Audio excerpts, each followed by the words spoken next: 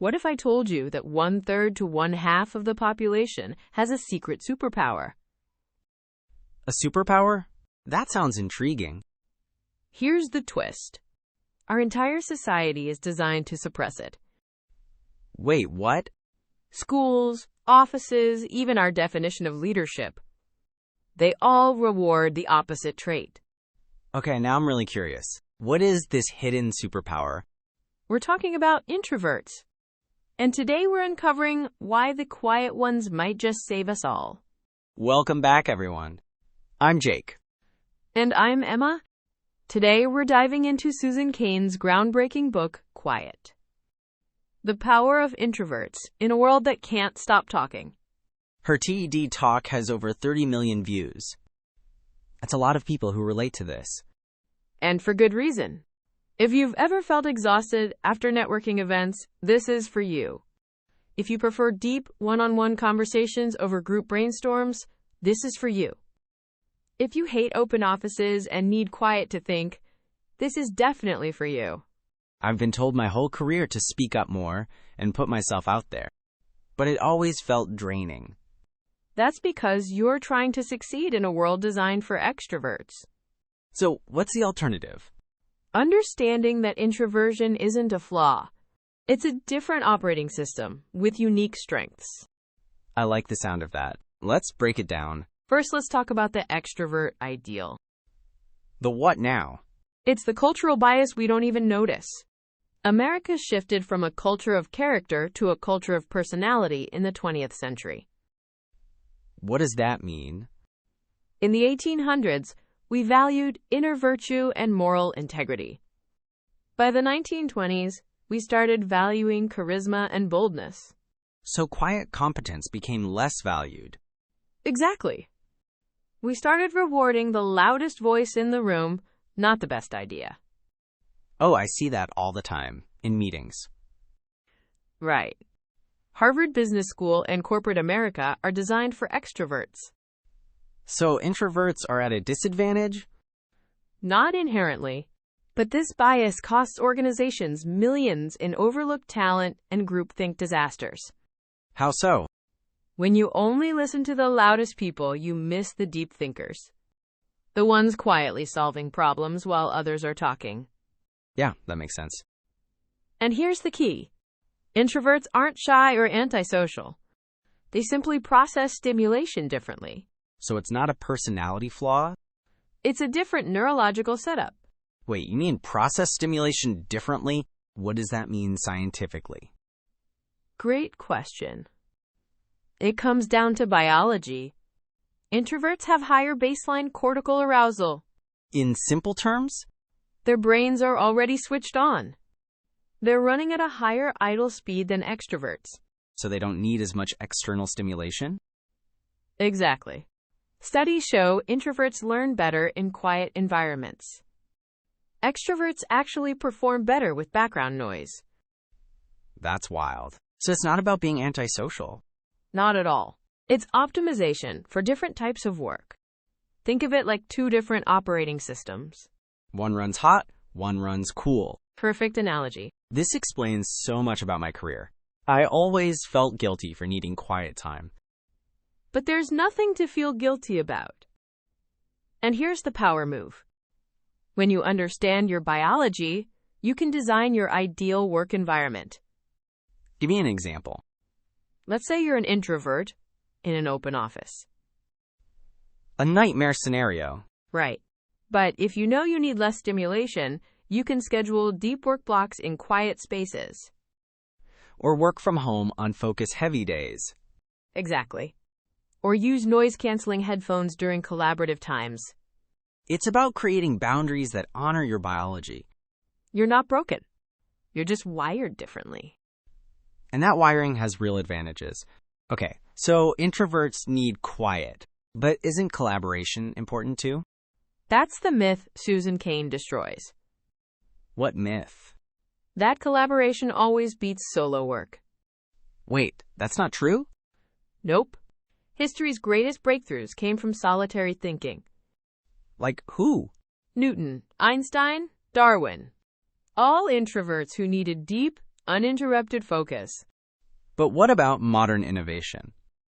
Steve Wozniak built the first Apple computer alone in his cubicle. Wait, in his actual cubicle? Exactly, right there at Apple's headquarters. Not in a brainstorming session. Seriously? He's on record saying the best work happens in solitude. He would arrive early, stay late, and work alone. But everyone loves open offices and group brainstorms. And studies prove they kill creativity. Why? Groupthink. When everyone's voices blend together, you lose the outlier ideas. The weird ideas that might actually work. Exactly. Plus, in group settings, people self-censor. They don't want to look stupid. Right. But the best ideas often sound stupid at first. So solitude gives you permission to explore weird ideas. Precisely. Introverts' preference for deep focus is a superpower in the distraction economy. If everyone else is scrolling, you're solving. That's a great way to put it. So we need to protect solitude. Not just protect it, celebrate it. Okay, I'm sold on the deep work angle. But what about leadership? Don't you need to be charismatic to lead? That's another myth. Really? Research shows introverted leaders often outperform charismatic ones. How is that possible? They listen more, give credit freely, and create space for others' ideas. So they're not trying to be the star. Exactly. And with proactive teams, this leadership style gets better results. Why proactive teams specifically? Because introverted leaders empower people to take initiative. They're not micromanaging or taking credit. So the team feels ownership. Right. Can you give me historical examples? Rosa Parks, Gandhi, Eleanor Roosevelt. All introverts? Yes.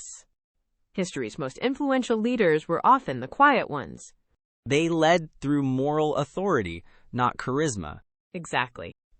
But what about modern business? Jim Collins studied great CEOs and good to great. His level 5 leaders were mostly quiet and humble. So the charismatic CEO myth is just that. A myth. Right. Introverts excel at one-on-one connections. Which builds real loyalty. Exactly. You don't need to command a room to lead. You need to genuinely connect with people. That's a completely different model of leadership. All right, this is all great. But I still have to give presentations and attend meetings. How do I handle that as an introvert? That's where free trait theory comes in. Free trait theory? It means you can act out of character for things you care deeply about. So I can fake being an extrovert? Not fake. Strategically deploy extroverted behavior when it matters. What's the difference? Faking means pretending to be someone you're not. Strategic deployment means you know it's temporary and have a recovery plan. A recovery plan? The key is restorative niches. Restorative niches? Scheduling recovery time after high stimulation activities. Like what? Susan Cain gives TED talks, but needs alone time before and after. So she prepares in solitude and recharges after. Exactly. She's not pretending to be an extrovert on stage. She's using her energy strategically for something she cares about. And then she refills the tank. Right. You don't have to change who you are. Just manage my energy. Exactly. If you have a networking event, block your calendar before and after for quiet time. Before to prepare mentally, after to recharge. That's actionable. And it works. What about the rest of the workday? Any other practical strategies? Absolutely. First, communicate your needs clearly. Tell your team you do your best work in quiet blocks. Won't that make me seem antisocial? No, it makes you honest about your optimization strategy. Second, choose your battles. You can't be on for every meeting. So pick the high-impact moments to deploy extroversion. Right. And third, build restorative rituals into your day. Like a walk at lunch or a quiet drive home. Exactly. The goal isn't to become an extrovert. It's to leverage my introvert strengths while stretching when needed. Perfectly said. I have to say, this reframes my entire career. How so? I always thought I needed to fix myself. Be more outgoing, more social. And now? I realize I've been optimizing for the wrong metrics. What should you optimize for instead? Deep work, one-on-one relationships, strategic energy management. Those are your superpowers. Exactly. And honestly, the world needs more of that right now.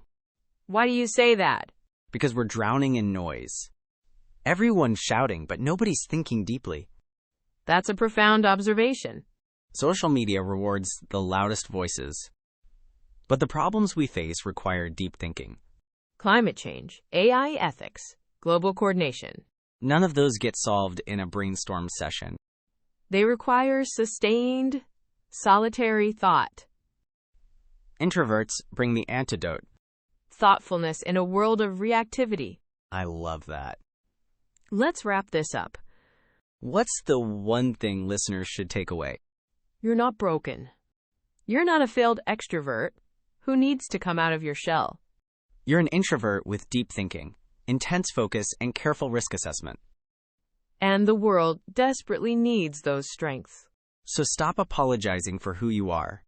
Start designing a life that plays to your strengths. Design your work environment. Schedule restorative niches. Leverage your one-on-one connection skills. And protect your solitude like the superpower it is.